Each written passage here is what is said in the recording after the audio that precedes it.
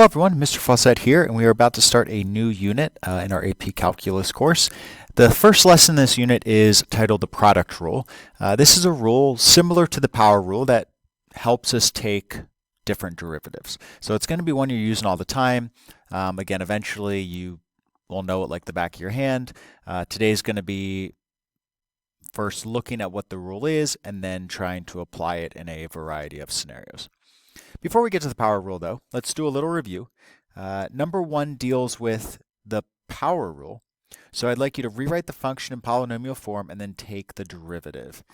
Pause the video, take some time to do that, and then come back and see if your work matches mine. All right, so I rewrote f of x to get 6x cubed minus 9x squared plus 30x, and then I took the derivative. So derivative notation, f prime of x is equal to 18x squared, again using the power rule, multiply the exponent by the coefficient, and then subtract the exponent by 1. So 3 times 6 is 18. Take away 1 from the 3, which gives us an exponent of 2. And then we have minus 18x plus 30. So again, just a little review. Now, the power rule is one way we could take this derivative. The second way would be the product rule, which we're now going to look at what it is. So let's get rid of this. So the product rule, if we take the derivative of two functions, right? So the product rule implies we have two functions that are being multiplied together, and we want to take the derivative of that product. Well, that is going to give us, we take the derivative of the first function times the second function plus the first function times the derivative of the second. So f prime of x times g of x plus f of x times g prime of x. So short and sweet. There is a proof on the next page. We are not going to take time in the video to look at that. I might create a separate video that just details how we use our definition of the derivative to prove that this rule is valid. But we are just going to work on applying the rule for now. So we're back to the same problem, and instead of multiplying these two quantities together, we are just going to use the product rule right away. So we could multiply and then use the power rule like we did originally, but now we're going to see if we get the same answer just using the product rule. Now it's important to identify your two functions. So this function is already called f of x, so I'll call these something different. We could call this g of x. It doesn't matter what you call them. You can still write the rule the same. And this would be another name, we'll just call it h of x. So if we take the derivative, f prime of x is going to be equal to g prime of x times h of x plus g of x times h prime of x. You do not have to write this out once you become good at using the product rule. Again, it's going to become like second nature to you, or it should at least. But sometimes this helps students keep track of which function is which while they're first learning how to apply the product rule. So I'm just going to leave it here for now. But again, once you become proficient at the rule, this step is going to become unnecessary for you. Same thing with labeling each function as I did. This is just to help us as we first start to understand the power rule. Or sorry, the product rule. I may confuse those.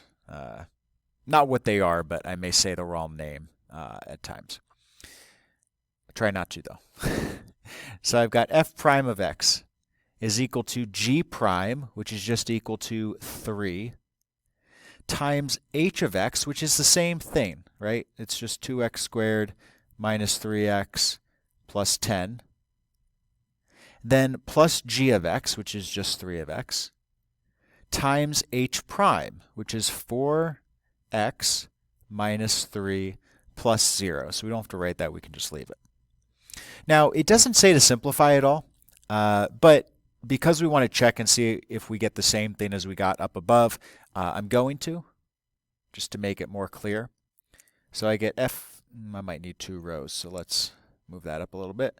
So I get f prime of x is equal to, let's distribute, I get 6x squared minus 9x plus 30 plus 12x squared minus 9x. And then if I simplify, combine my like terms, I'm going to get 18x squared minus 18x plus 30. And if you go back up top, you'll see that this is indeed what we got using the power rule. Now you may say, Mr. Fawcett, why did you teach us the product rule if the power rule was easier? Because maybe you thought the power rule was easier for this derivative. And I tend to agree with you. I think the power rule was a little bit shorter than using a product rule. But there may be times when the product rule actually comes in handy where we may not be able to use the power rule. Here it was our choice. We could use either one. Let's look at some other examples though. Okay, so we have two problems, and you're not going to actually find the derivatives. You're just going to say which one you would need to use the product rule for. So think about which one of these would require the product rule, explain why, and then we will discuss. All right, so for number one, we could apply the same method as we did for the problem up top. We could just multiply or distribute and then use the power rule. So the product rule could be used, but it's not needed. It's not necessary. For number two, we are unable to write this function as a sum or difference of single terms. So we would need to use the product rule here. We would be unable to apply the power rule here. And you could attempt the power rule, but you quickly run into some issues. So let's put this into words, what our strategy is going to be. If a function can be rewritten as a polynomial, and I know a polynomial technically doesn't have fractional exponents, so if it can be written as a polynomial or some other function that is consisting of terms that just have one exponent, or sorry, one variable with one power, even if those exponents are fractional, we can still apply the power rule. But if the function is a product of two functions that cannot be rewritten as a polynomial, then we will need to apply the product rule. Now again, if you can apply the product rule, then you're allowed to use it. You don't have to use the power rule, even if the power rule may be easier. You can use either one. There just may be some times where the power rule is not able to be used, and then in that case you must use the product rule. Or as we'll learn later, there are other rules that could be applied as well. So let's go ahead and find the derivative of g of x here, the function we were looking at. Employ the product rule rather, and then come back and check your work. Okay, so again, I just labeled the two functions as f of x and h of x. I think this will be the last time in the lesson that I do that. Again, I just want to walk through this process from the very first step. So if I take the derivative, again, I'm taking the derivative of the first function times the second, plus the first function times the derivative of the second. So the derivative of f of x is just 4 times sine of x, because it stays the same, plus f of x, which is 4x, times the derivative of h of x. Derivative of sine of x is just cosine of x. You could technically stop here, unless it says to write in some other term, or in some other form, or maybe a multiple choice answer doesn't look like this one does, then you could factor out the 4 from both terms and rewrite it like that. But again, obviously those are the same derivative, they're just written different ways. All right, I think it is time for some practice. We are going to do numbers 4, 6, and 8 from this page. So 3 of those problems. Again, I would pause the video, take some time to at least work out number 4, come back, see if you did it right, and then maybe do the same process for 6, 8, and any others that we get to.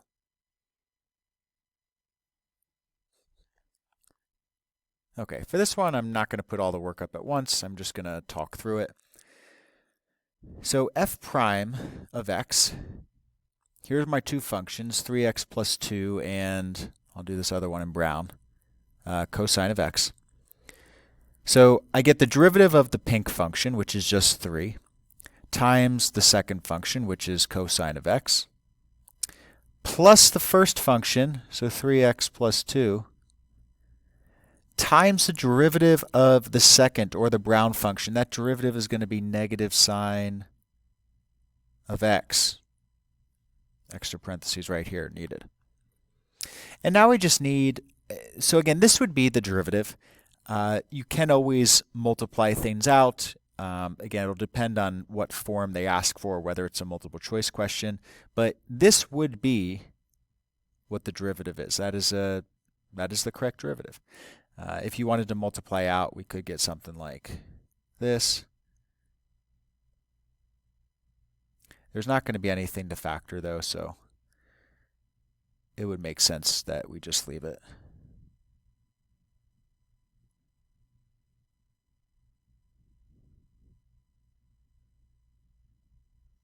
But again, same form. I just distributed the negative sine x to both terms. All right, let's jump down to 6.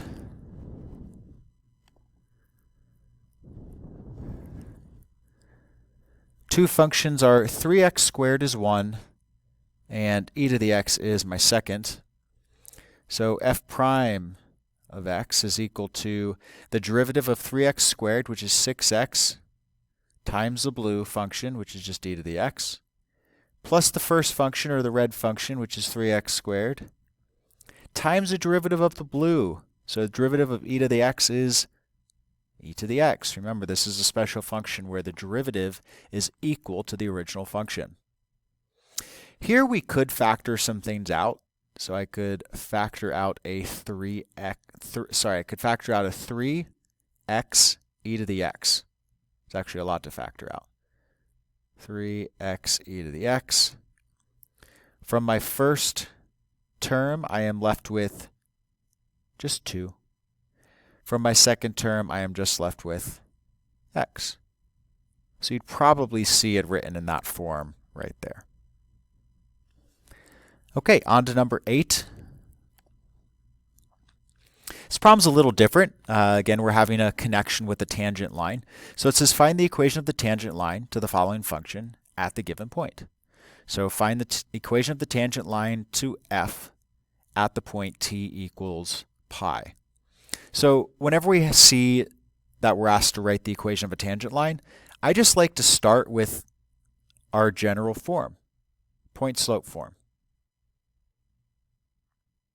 And then I like to think about what do I need to fill in. So you could either start with a derivative, which would be the slope, which would be our m, or you could start with x1 and y1. They already give us a x1. Again, x just represents our input. So this is our input. So even though it's listed as t, we can still consider it an x. If it helps you, you could change this to t minus t1. And you could change these to f of x. Sorry, not f of x.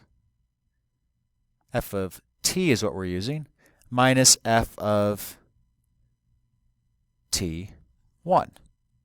Okay, this is the same equation as y minus y1 equals m times the quantity x minus x1. We're just using f of t's for our y's and t's for our x's, right? But it still represents the same thing. So I'll just write both of them down actually, and whichever one you feel more comfortable with is up to you. Generally, I'm just going to stick with the one in red because that is the one that's most familiar to most people. So if our x1 is pi, right, this is our x1, or our t1, well, to find f of t1, or to find y1, we need to substitute that in for t. So if I want to find f of pi, that's going to be equal to pi squared times cosine of pi Cosine of pi is -1, so this gives me negative pi squared. So that is my y1 or f of t1. And I'm just going to put that right into our equation. So I have y minus negative pi squared. So I get y plus pi squared is equal to m. We'll come back to that later. Times the quantity t or x. I'm going to go with x here. Minus pi. And now we need to figure out my m, which is my slope. And it's the slope of a tangent line, which should automatically click in our heads with derivative. So I need to find the derivative of f of t. So I'm going to use a product rule here. Let's use a different color other than red. Let's choose blue. So I've got f of t. Uh-oh. I may run out of space, but that's okay. So f prime of t. Making mistakes all over here. F prime of t. Last time, there we go. Take the derivative of the first function, which is t squared. So I get 2t times my second function, cosine of t,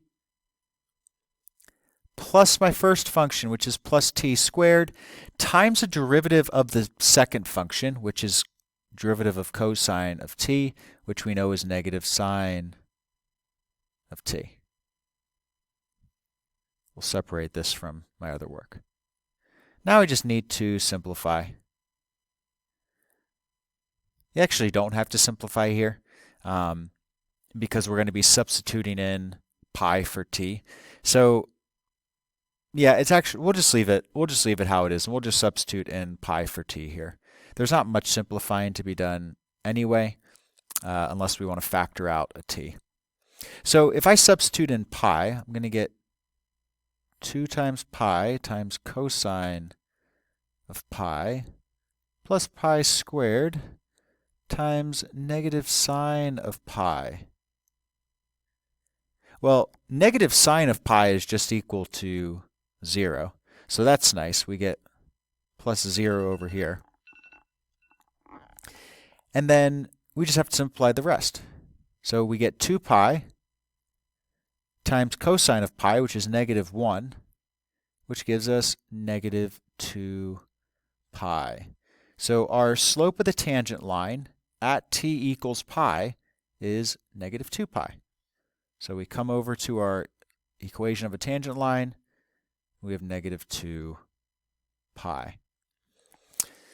Again, I'm going to move on in the video, but if you're unsure of any of the steps, go back and listen to what I was saying. Listen to the connections between these two equations. Listen to how we found x1 and y1, and then again think about how we found the value of the derivative at t equals pi. Okay, I don't want to make this video 2 parts, so we are going to go a bit over 20 minutes, but we're going to go to question... You know what? We are going to make this video 2 parts because I got 4 more problems I want to do, and it's going to go well over 20 minutes. So we'll stop here, and we will come back and do a part 2 of our lesson on the product rule. Enjoy the rest of your day, and I will see you next time.